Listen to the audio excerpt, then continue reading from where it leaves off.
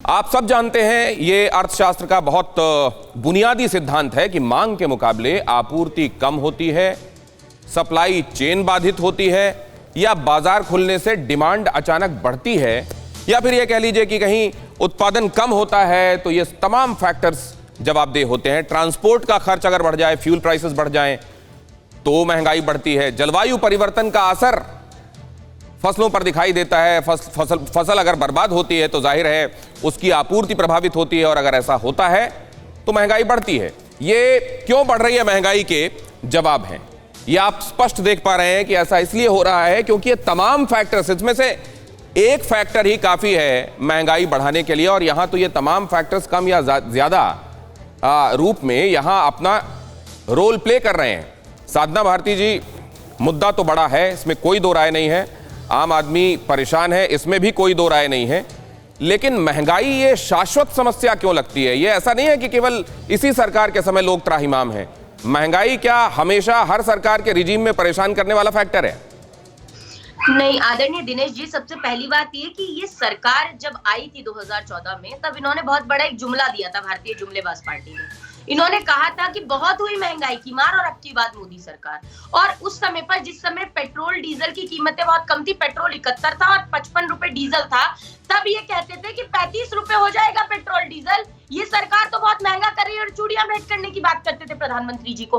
तो आज हम ये पूछ रहे हैं कि अब जनता कह रही है इनसे कि बहुत हुई महंगाई की मोदी मार और अब नहीं चाहिए कभी मोदी सरकार। क्योंकि आपने कहा कि क्या फैक्टर है, फैक्टर सबसे बड़ा ये होता है कि जब पेट्रोल और डीजल की कीमतें आसमान छूने लगती है तो बाकी सभी चीजें स्वतः महंगी हो जाती है। ट्रांसपोर्ट महंगा हो जाता है, और ऊपर से खेती बाड़ी की आप बात कर रहे हैं, महंगी, सबने मेहनत की लेकिन उसके बाद फसल भी अच्छी होगी तो फिर ऐसी हालत क्यों? क्योंकि फसलों के दाम नहीं मिलते, इसीलिए तो एमएसपी की गारंटी मांग रहे हैं किसान आज।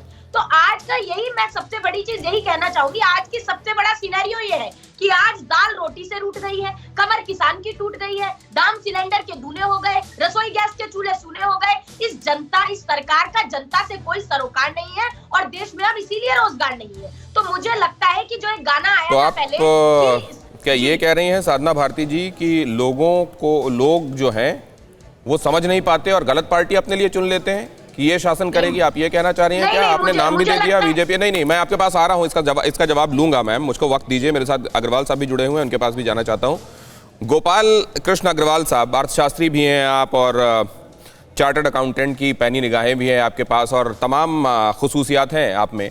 मैं ये जानना चाहता हूँ, आप लीडर भी हैं, आम आदमी भी हैं, घर भी चलाते हैं, कैसा चल रहा है घर सर?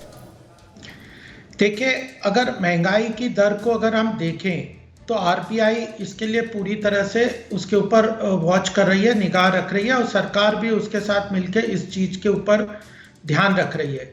इसीलिए जब इसको ध्यान में रखते हुए सरकार ने अभी एक्साइज ड्यूटी पेट्रोल और डीजल पे 10 रुपए और 5 रुपए कम की, और भारतीय जनता पार्टी के जो भी शासित एनडीए शासित प्रदेश हैं उन्होंने वैट भी कम किया, और इससे लगभग 88,000 करोड़ आम जनता के अकाउंट में, खाते में जनता के लिए खर्च करने के लिए उसके लिए सामने आए। और आज की डेट में महंगाई दर अगर आप देखें तो 4.5% है, जो कि जो टारगेटेड इन्फ्लेशन है वह 6% से काफी कम है।